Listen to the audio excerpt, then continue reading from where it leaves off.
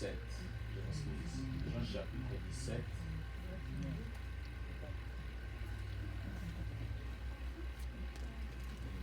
Du verset 12, Jean chapitre 17, du verset 12 jusqu'à 25. Nous allons lire rapidement. Lorsque j'étais avec eux dans le monde, je les ai gardés en ton nom. J'ai gardé ce que tu m'as donné et aucun d'eux ne s'est perdu, sinon le fils de perdition, afin que l'écriture fût accomplie. Et maintenant, je vais à toi. J'ai dit ces choses dans le monde, afin qu'ils aient en eux ma joie parfaite. Je leur ai donné ta parole. Et le monde les a parce qu'ils ne sont pas du monde, comme moi, je ne suis pas du monde. Je ne te prie pas de les ôter du monde, mais de les préserver du mal. Ils ne sont pas du monde comme moi, je ne suis pas du monde. Sanctifie-les par ta vérité. Ta parole est la vérité. Comme tu m'as envoyé dans le monde, je les ai aussi envoyés dans le monde. Voilà l'Église, je crois que nous voulons parler. Nous sommes dans le monde, mais nous ne sommes pas de ce monde. Pourquoi nous voulons parler de ça? Parce qu'aujourd'hui, l'Église, peuple de Dieu, nous avons oublié notre mission et notre raison d'être sur cette terre. Jésus-Christ est venu sur cette terre quand il a fait son travail. Il a prêché, il a prié pour les malades, il a guéri des personnes. Maintenant, c'était une prière sacerdotale que le Seigneur faisait pour maintenant parler à son Père. Il commence à faire les rapports pour dire au Seigneur, c'est-à-dire Dieu, l'Éternel, que Seigneur, tu m'as donné ce peuple pour que je les montre la voie. J'ai fait mon travail. Mais ce peuple, ils sont dans le monde, mais ils ne sont pas de ce monde. Pourquoi nous avons voulu parler de ces choses, l'Église? Parce que bientôt nous voulons entrer dans l'année nouvelle, dans l'année 2024. Peut-être dans ta vie, ma soeur, peut-être dans ta vie, maman, mon frère, papa, tu as conduit ta vie dans l'année 2023, mais essayez peut-être encore d'ajuster comment tu peux faire conduire ta vie dans l'année 2024. Jésus était avec ses disciples lorsqu'il parle que ils sont dans le monde, mais ils ne sont pas de ce monde. C'est-à-dire, la Bible précise que nous vivons dans un endroit temporaire. C'est-à-dire, il y aura un moment où nous allons quitter et nous allons laisser tout. Mais c'est à nous de nous préparer. C'est à nous d'être prêts, l'Église. Il parle. Jésus dit, je ne te demande pas de les ôter du monde. Il ne faut pas les enlever du monde. Parce que c'est ça leur endroit pour le moment. Mais malgré qu'ils vivent dans le monde, ils ne sont pas de ce monde. L'Église. Peut-être que vous ne savez pas que malgré nous sommes sur cette terre, mais nous ne sommes pas des habitants de cette terre. C'est ce que la Bible nous dit. La Bible nous montre que nous sommes des citoyens célestes. C'est-à-dire, il y aura un moment où nous allons nous retrouver dans un endroit que le Seigneur nous a préparé. Raison pour laquelle Jésus dit, dans Jean 14, il dit que votre cœur ne se trouble point, dans le verset 1, et que votre cœur ne se lamente pas. Croyez en moi et croyez en Dieu. Il parle de la façon dont nous devons amener et se comporter sur cette terre. Il dit, car il y a plusieurs demeures dans la maison de mon Père. Si cela n'était pas, je vous l'aurais dit. Il prépare et il parle.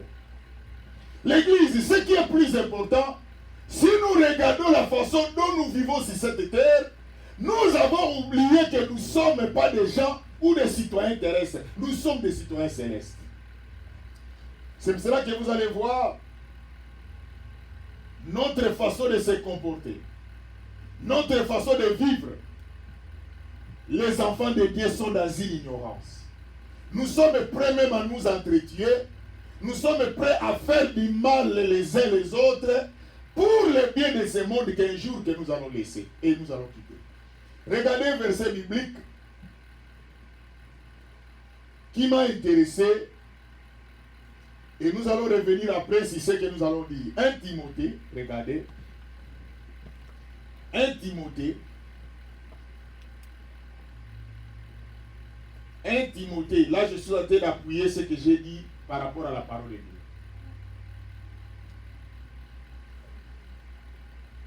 1 Timothée, chapitre 6. Regardez, nous commençons du verset 3. Si quelqu'un enseigne de fausses doctrines, il ne s'attache pas aux saines paroles de notre Seigneur Jésus-Christ. Là, c'est l'apôtre Paul qui parle. Et la doctrine qui est selon la piété, c'est-à-dire la sanctification. Il est enflé d'orgueil, il ne sait rien. Et il a la maladie des questions oseuses et des disputes de mots, d'où naissent l'envie, les querelles, la calomnie, les mauvaises soupçons, les vaines discussions d'hommes corrompus dans tel entendement, privés de la vérité et croyant que la piété est une source de gain. C'est en effet une grande source de gain que la piété avec le contentement, car nous n'avons rien à apporter dans le monde. Regardez dans le verset 7, ce qui est plus important. Parce que je suis en train de soutenir ce que j'ai dit. Nous sommes dans le monde, mais nous ne sommes pas de ce monde. Il dit, car nous n'avons rien à apporter dans le monde. Nous n'apporterons rien, ma soeur. Il est évident que nous ne pouvons rien apporter. Rien. Voilà pourquoi l'église, maman, tu es en train de souffrir. Mon papa, mon frère, ma soeur, tu es en train de te sacrifier pour aller travailler, pour gagner ta vie. Mais le jour que tu vas mourir, tu n'apporteras rien, maman. Tu vas tout laisser. Et ce sont les autres qui n'ont pas souffert. Ce sont eux qui vont prendre ça. Voilà pourquoi la Bible dit, car nous n'avons rien à apporter dans le monde. Pourquoi nous n'avons rien à apporter? Parce que nous ne sommes pas de ce monde. Il est évident que nous ne pouvons rien apporter. Sinon que vous avez la nourriture et le vêtement, cela vous suffira. Aujourd'hui, l'église, même il y a des hommes de Dieu, même il y a des enfants de Dieu qui touchent même à la magie pour gagner la vie. Ils touchent même au fétiche pour réussir dans la vie. Pendant que tout ce que vous pouvez réussir sur cette terre, un jour vous allez laisser ça. Parce que nous ne sommes pas de ce monde. Voilà pourquoi je vais vous dire, nous sommes dans le monde, mais nous ne sommes pas de ce monde. Cela veut dire quoi? Lorsque tu gagnes ta vie, dis merci au Seigneur de m'avoir donné la voiture, de m'avoir donné la maison, de m'avoir donné toute cette richesse. Mais que tout ce que tu m'as donné, cela ne me déroute pas. Cela ne m'égare pas de ta voix. C'est ce que nous devons faire. Pourquoi? Parce que je ne suis pas le citoyen de cette terre. Regardez encore pour ajouter ce que nous sommes en train de parler. Dans 1 Jean chapitre 2. 1 Jean chapitre 2. 1 Jean.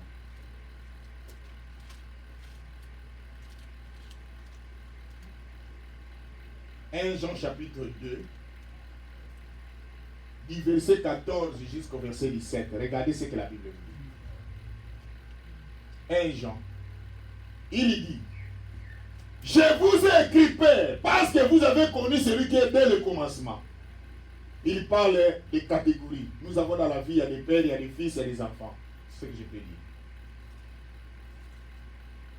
Je vous ai écrit, jeunes gens, parce que vous êtes forts. Il parle de la force.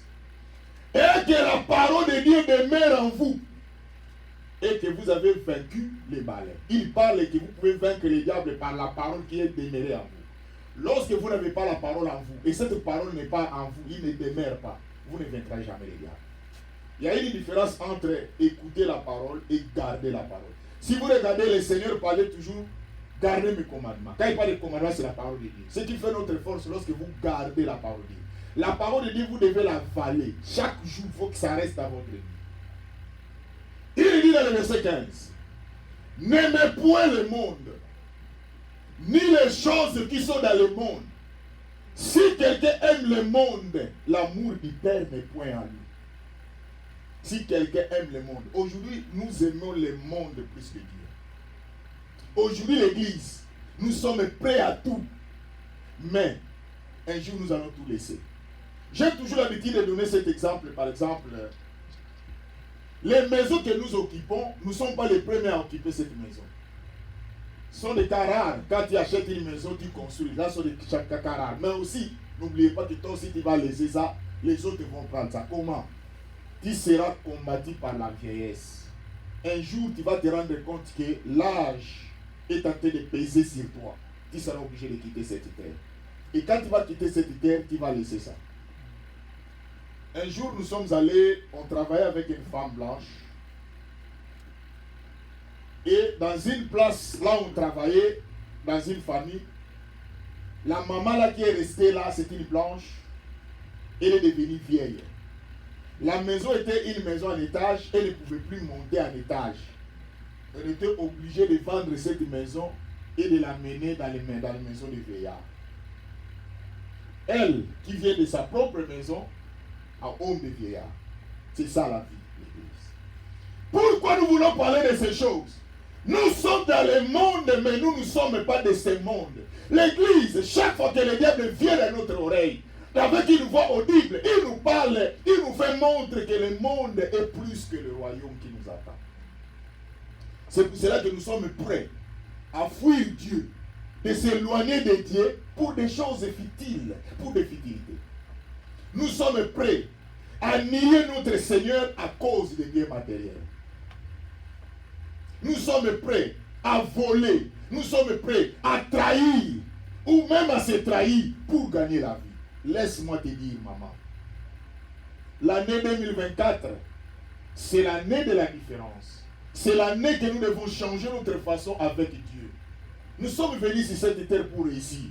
Mais n'oubliez pas, cette réussite ne t'égare pas de Dieu. Ce que tu as gagné, cela ne t'égare pas de Dieu. C'est pour cela que la Bible nous dit, c'est la bénédiction de l'Éternel qui a enrichi et ne l'a fait suivre d'aucun chagrin. Lorsque Dieu t'est béni, la bénédiction ne peut jamais de Dieu t'égarer de la voie de Dieu. Si quelqu'un t'est égaré de la voie de Dieu, cette bénédiction ne vient pas de Dieu. Parce que Dieu est un père. Il ne peut pas accepter qu'il donne à son fils la richesse, qu'il s'égare aussi. Non, ce n'est pas ce Dieu-là. Dieu fera toujours d'une sorte de manière que, quand il te bénit, il laissera une portion de ta conscience pour que tu n'oublies pas celui qui t'a béni. Il ajoute l'Église. Car tout ce qui est dans le monde, la convoitise de la chair, la convoitise des yeux et l'orgueil de la vie ne vient point du Père. Tout ce que nous voyons sur cette terre, j'ai toujours l'habitude de dire aux gens, laissez les autres, c'est leur temps. Toi aussi ton temps viendra. Laissez les autres, quand l'un réussit, sois d'accord avec sa réussite. Toi aussi, Dieu fera aussi en sorte que le jour que tu vas réussir, les autres aussi seront aussi d'accord avec ta bénédiction. Il dit, car tout ce qui est dans le monde, la convoitise, la chair. Ce qui nous tue l'Église, c'est la chair, c'est le monde. La convoitise des yeux et l'orgueil de la vie. L'orgueil de la vie, c'est quoi? Nous voulons montrer que nous avons ça. Nous voulons montrer aux gens que nous venons d'avoir ça. Il y avait quelqu'un, il est allé faire le test des drivers. Il a eu les driver license. Non, le land permit. Il est allé faire le test, il a réussi avec les land permit. Il appelle les gens au téléphone. Il commence maintenant à faire des chantages aux gens avec les land permit. Il n'a pas encore eu les driver license. Il parle aux gens. Je les ai montré que je suis capable. Je viens de prendre le land permit. Il appelle tout le monde. Il vient de prendre seulement le land permit. Mais tout le monde, les gens au courant qui viennent de prendre le land permit. Là, il n'a pas encore acheté la maison. Il n'a pas encore acheté la voiture. L'église, il y a des fois, nous oublions que nous sommes sur la terre, mais nous ne sommes pas de ce monde. L'église, tout ce que nous avons, nous sommes que des passagers. Nous sommes que des intendants. Un intendant, c'est qui? C'est quelqu'un qui t'a donné la gérance. Tout ce que tu as, tu l'as fait, tu es en train de gérer que la bénédiction que Dieu t'a donnée. Il dit l'église, nous sommes dans le monde, mais nous ne sommes pas de ce monde. L'église, réveillez-vous. C'est pour cela que vous allez voir que depuis que nous sommes ici, la vie de prière est devenue difficile. Nous ne sommes plus le fort de prier. Nous ne gênons plus, nous ne veillons plus. Et il y a même d'autres personnes, je ne sais pas comment vous vivez. Un chrétien, écoute-moi l'église, un chrétien sans la prière, c'est la mort physique et spirituelle, même éternelle. Tu ne peux pas séparer un chrétien avec la prière. Maman, si dans ta vie tu es un chrétien, il y a un frère qui m'a balancé une vidéo, que Dieu le bénisse. C'est notre frère de Gauthier. Il y a aussi d'autres personnes qui me balancent souvent des vidéos qui peuvent édifier l'église. Et une fois aussi, maman Mélanie fait ça aussi. J'ai mis ça dans les groupes. Et je crois que ceux-là qui sont avec nous dans les groupes peuvent lire ça, ils peuvent voir ça. Où il y a une femme qui va voir dans sa maison, il y a des corbeaux pleins dans les toits de sa maison. Qu'est-ce qu'ils sont venus faire? Ils ont laissé d'autres maisons, ils sont venus dans la maison de cette femme. La femme est allée travailler, quand elle rentre, elle trouve des corbeaux dans sa maison. Mais spirituellement, ce n'est pas normal. Elle commence à prier. Elle commence à demander à Dieu. Il dit, Seigneur, enlève-moi ces histoires qui se trouvent dans les toits de ma maison. Seigneur, protège ma famille. Pendant qu'il priait, les corbeaux quittaient les toits de sa maison, un à un. Ils quittent la maison grâce à la prière. Voilà pourquoi l'église, si vous n'avez pas la vie de prière, ce que j'ai toujours l'habitude de dire aux enfants de Dieu, n'attendez pas que le problème arrive, que vous commencez à prier. La prière, c'est l'anticipation. Vous voyez l'église, même nous qui vous prêchons ici, regardez, quand nous n'étions pas ici, avant de venir ici, la façon dont nous nous sommes sacrifiés dans des prières, cela nous aide aujourd'hui. On entrait dans des gènes, on allait dans des forêts pour aller prier. Mais maintenant ici, les conditions ne nous permettent plus de prier comme on priait auparavant. Mais grâce à ces prières-là qu'on priait auparavant, c'est ce qui est en train de nous aider à ces moments. Mais les enfants de Dieu, ils ne veulent pas prier. Pourquoi? Ils pensent qu'ils sont de ce monde. L'église, vous serez surpris. Preuve en est que, pour montrer que vous n'êtes pas de ce monde, vous quittez le monde avant l'âge. Si vous regardez dans l'Ancien Testament, il y a d'autres personnes qui mouraient dans l'Ancien Testament de 900 ans. Et la Bible nous dit, il est mort à 900 ans, il est encore jeune. Mais regardez nous, nous vieillissons. Il y a même, si vous regardez, vous allez voir d'autres personnes, ils ont les cheveux blancs. Hein. Ce n'est pas parce que les cheveux blancs, c'est le temps. Non, c'est seulement la charge. Vous savez, si vous avez plus de charge, les cheveux blancs viennent rapidement. Parce que vous réfléchissez beaucoup. C'est pour cela que vous allez voir que quand vous envoyez de l'argent aux gens qui vous envoient de l'argent, et ils portent des costumes, mais vous n'arrivez même pas à porter des costumes. C'est-à-dire, c'est la charge. L'église, ce qui est plus important. Vous devez savoir que l'année que nous allons entrer, maman, ma soeur, mon frère, change ta façon avec Dieu, parce que nous sommes des voyageurs sur cette terre. Jésus l'a dit, il dit, je m'en vais. Je vais aller préparer une place pour vous. Lorsque je me serai allé, là où je serai, vous y soyez aussi. Donc, il y a quelqu'un qui est allé. Où il est allé? Quelque part, non? Il vous dit, je suis allé près. On vous prépare une place. Il dit, si ici, ce n'est pas notre endroit éternel. Amen. Mais regardez la façon dont nous vivons. Nous ne voulons pas partir. Regardez même quand quelqu'un est malade dans l'hôpital. Il voulait mourir. Il tient des lits. Il prend des draps. Il ne veut pas partir. C'est le moment. Partez, libérez, part carrément. C'est ton temps. Tu ne peux pas faire la résistance avec la mort. Et vous allez voir même, il y a d'autres personnes, la mort est devant là, il commence à chasser. Vous savez, il y a d'autres prières que nous prions, quelque part, faisons comme le Seigneur disait. Regardez le Seigneur quand il était à Gethsémane. Il dit, Père, je ne veux pas que ce soit ma volonté, il faut que ce soit ta volonté. C'est difficile de dire à quelqu'un. Je vous ai donné cet exemple-là. Que papa et fils, ils voulaient mourir, les soldats veulent les faire mourir. Il dit non, je ne vais pas vous faire mourir les deux à la fois. Je vous donne une faveur. Discuter entre vous deux, papa et enfant, qui je vais décapiter. Mais pendant la discussion, l'enfant dit à papa, papa, je crois que moi je suis déjà sûr que c'est toi qui vas partir. Papa dit, moi aussi j'étais déjà sûr que c'est mon fils, c'est toi qui vas partir. Donc c'est dire qu'entre les deux, personne ne veut partir. Pour vous dire que tout le monde veut la vie. Tout le monde veut festoyer. Tout le monde veut être dans la joie. Mais le problème c'est quoi l'église? Nous n'arrivons plus à contrôler le système. Ce qui se passe dans le monde, nous n'arrivons plus à contrôler ça. Parce que dans l'Ancien Testament, les gens restaient dans la ville pendant longtemps. Mais maintenant, il n'y a plus. Ce n'est plus le cas. Mais comme la réalité nous surprend, ce que je peux vous donner en tant qu'un homme de Dieu, c'est de vous préparer et de savoir qu'un jour, nous allons quitter cette terre. Nous sommes de ce monde, nous sommes dans le monde, mais nous ne sommes pas de ce monde. L'église, maman, qui n'est pas de ce monde. Quand quelqu'un n'est pas de ce monde, comment il va se comporter? C'est comme quelqu'un te dit que tu es un étranger dans ce pays. Ou ils ont dit dans cette maison, tu es un étranger, tu vas partir. Quel sera ton comportement? Quelqu'un sait que cette maison n'est pas ma maison, un jour je vais partir. Est-ce qu'il peut prendre des fauteuils, il met dans la maison d'autrui? Il peut acheter des télévisions, des vitrines, et tout, il met dans... Parce qu'il sait que ce n'est pas sa maison. Qu'est-ce qu'il va faire? Il va amener peut-être une valise, peut-être des choses importantes, parce qu'il sait qu'il est un étranger. Mais ce n'est pas le cas avec nous. Nous avons oublié que nous ne sommes pas de ce monde. Nous sommes des chrétiens. Maintenant, l'Église, ce qui nous attend, la gloire qui nous attend, est plus que la gloire que nous trouvons ici. Parce que cette gloire que nous vivons ici, avec les combats, toi, tu es conscient que quand tu vas aller prendre même ton chèque, quand tu prends ton chèque, tu commences d'abord à pleurer. Parce que tu ne sais pas quels sont les combats que tu as subis pour avoir ces chèques-là. Des insultes. Il y a des gens qui te combattaient au travail. Je vous ai parlé de deux choses. Lorsque tu travailles, tu ne connais rien. Les gens se moquent de vous. Ils disent, tu ne connais rien. Mais le jour que tu vas connaître, au lieu que ces gens-là t'encouragent, parce que hier tu ne connaissais rien, ils te combattent. C'est ce que nous vivons. C'est pour cela que quand tu vas aller récupérer ton chèque, ce n'est pas facile. C'est la joie du résultat de ton Seigneur.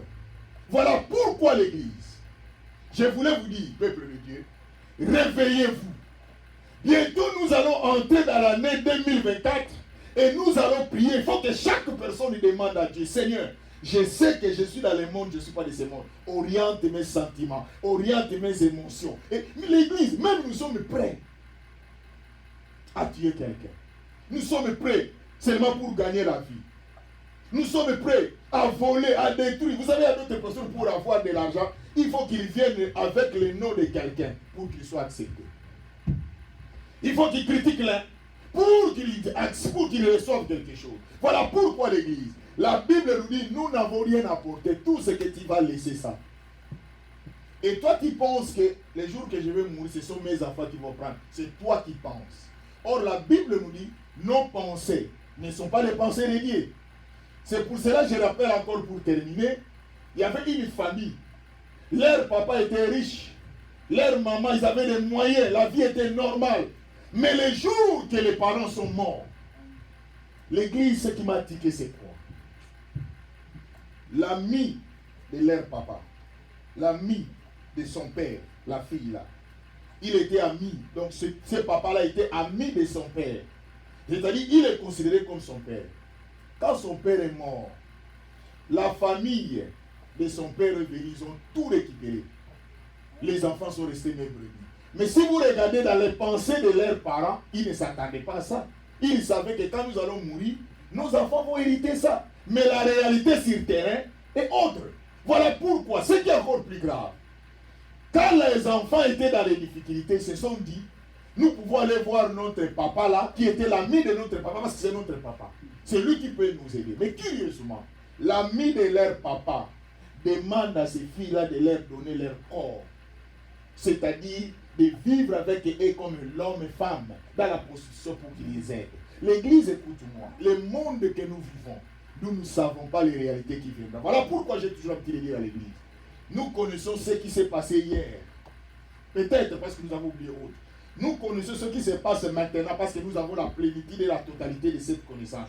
Mais ce qui arrivera demain, nous ne le connaissons pas. Voilà pourquoi nous avons besoin de nous accrocher à Jésus, parce que c'est lui que nous accrochons. Il connaît le passé avec la totalité, avec exactitude. Il connaît le présent, il connaît le futur. C'est lui qui va t'orienter, c'est lui qui va te dire là où tu vas mettre ton pied et là où tu ne peux pas mettre ton pied. Voilà pourquoi l'Église. Nous sommes dans le monde, mais nous ne sommes pas de ce monde. C'est-à-dire, quand le Seigneur te donne la richesse, ne t'enorgueillis pas. Si le Seigneur te donne la maison, dis merci Seigneur. Si le Seigneur te donne, quel que soit que le Seigneur te donne, dis Seigneur, sois glorifié, parce que c'est toi qui me l'as donné. Mais je sais une chose dans ma tête, malgré tout ce que j'ai, je sais que je ne suis pas de ce monde. Un jour, je me trouverai quelque part. Voilà pourquoi l'Église. L'année 2024, nous voulons que le Seigneur entre avec nous. Mais ma question est la suivante. Rappelez-vous que l'eau de la mer Rouge se séparer pour tout le monde. Tout le monde a traversé la mer Rouge. Mais je ne sais pas si vous savez que parmi les gens qui ont traversé la mer Rouge, il y a aussi des Égyptiens qui ont traversé la mer Rouge. Parce que la Bible dit qu'il y avait 600 000 hommes, sans compter les femmes et les enfants. Or, il ne faut pas oublier que les femmes sont plus nombreuses que les hommes, selon ce que nous avons appris dans l'histoire. Mais les enfants aussi sont plus nombreuses que les femmes et les hommes, parce que les enfants, tu peux avoir 3, 4, calculer dans chaque famille. C'est-à-dire pour vous dire que l'Église, quand ils ont traversé la mer Rouge, et vous savez aussi quand ils étaient en Égypte, ils se sont tissés des relations, non? Quand l'ami voit que son ami est en train de quitter l'Égypte, qu'est-ce qu'il va faire? Toi aussi, essaye un jour d'essayer de dire que non, je vais quitter Vermont. Tu vas voir un de tes amis dire, moi aussi je quitte Vermont, je peux aller encore. Donc pour lui qu'il y a aussi des gens qui ont suivi les enfants d'Israël. Mais curieusement, les gens qui ont suivi les enfants d'Israël dans le désert, ce sont eux qui ont influencé les enfants d'Israël à se rebeller contre la personne qui les a délivrés. Celui qui va t'amener à la rébellion, c'est celui qui est à côté de toi. C'est celui qui n'a pas la sémence de Dieu. Ce sont eux-là qui vous découragent. Voilà pourquoi vous voulez servir le Seigneur. Quelqu'un vient vous décourager. L'Église, pour terminer encore, un jour je vous ai parlé de cette histoire. Je me suis converti à peine. Je suis arrivé au Seigneur. Au moment là que je me convertis là, celui qui était notre leader, il a tombé à l'impudicité. Et son impudicité était reconnue de tout le monde. Tout le monde a fui à l'église. C'est moi qui est resté. Alors maintenant, un des frères qui est venu me voir dit, mais toi, qu'est-ce que tu attends? Nous tous, nous sommes partis. Qu'est-ce que tu attends? Je lui ai dit, mon frère, moi je reste parce que je viens d'abord dans la mort. Je viens maintenant au Seigneur. Please, je ne suis pas avec cet homme-là. Laissez-lui avec son Dieu. Moi, je suis venu prier. C'est cela que jusqu'aujourd'hui, je suis dans le Seigneur. L'église, écoutez-moi. Vous êtes découragés parce que vous ne savez pas que vous n'êtes pas de ce monde. Les gens vous découragent. Les gens vous donnent des conseils soi-disant qui sont avec vous. Mais laisse-moi te dire, l'homme n'est que l'homme. Celui qui est avec vous, c'est que Dieu. Parce que même ta femme peut être contre toi. Même ton mari peut être contre toi. Même tes enfants peuvent être contre toi. Mais le Seigneur ne sera jamais contre toi. Nous allons fermer nos yeux et nous allons prier. Je veux que chaque personne parle à Dieu. Qui explique à ton Seigneur, dit Seigneur, maintenant je prends conscience que je suis dans ce monde, mais je ne suis pas de ce monde. Aide-moi. Seigneur, que tout ce que tu peux me donner, que je n'oublie jamais mon identité.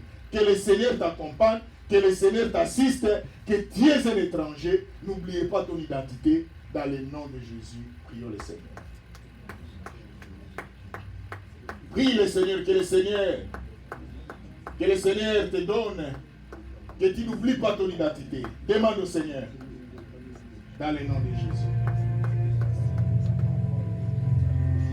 Parle au Seigneur, mon frère, ma soeur, que tu n'oublies jamais, maman, que malgré que tu peux avoir de l'argent, tu peux avoir une belle maison, tu peux avoir tout, mais n'oubliez pas ton identité. Tout restera. Parce que tu es dans le monde et tu n'es pas de ce monde. Jésus, aide-nous. Yahweh, aide-nous, Jésus. Le Dieu de grâce, nous avons besoin de toi.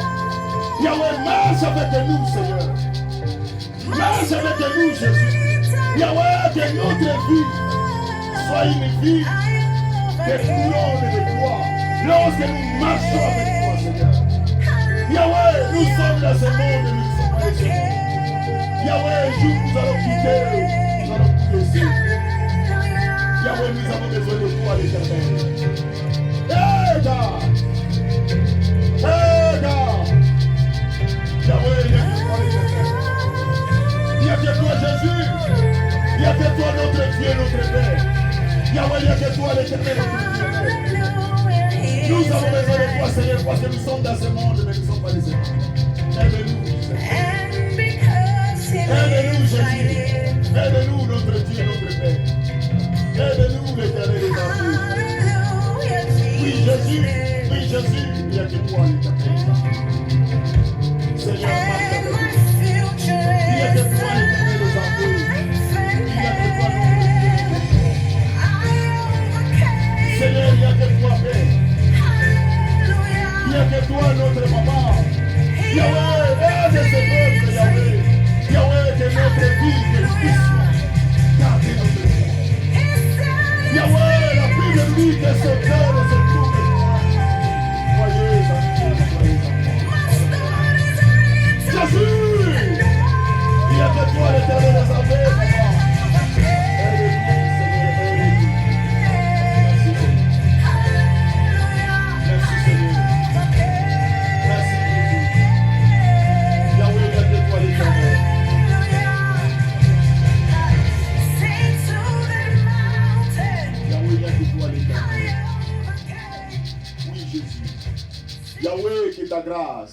Que ta faveur nous accompagne. Que cette parole soit ancrée dans notre esprit. Afin que, Seigneur, nous puissions nous réveiller chaque jour avec cette conscience que nous sommes dans ce monde, mais nous ne sommes pas de ce monde. Yahweh, aide-nous, afin qu'en nous, nous puissions multiplier la vie de prière, la vie de sanctification, la vie de la lecture de la Bible, et que Jésus-Christ soit élevé comme Seigneur dans nos vies, dans nos familles, même dans cette église.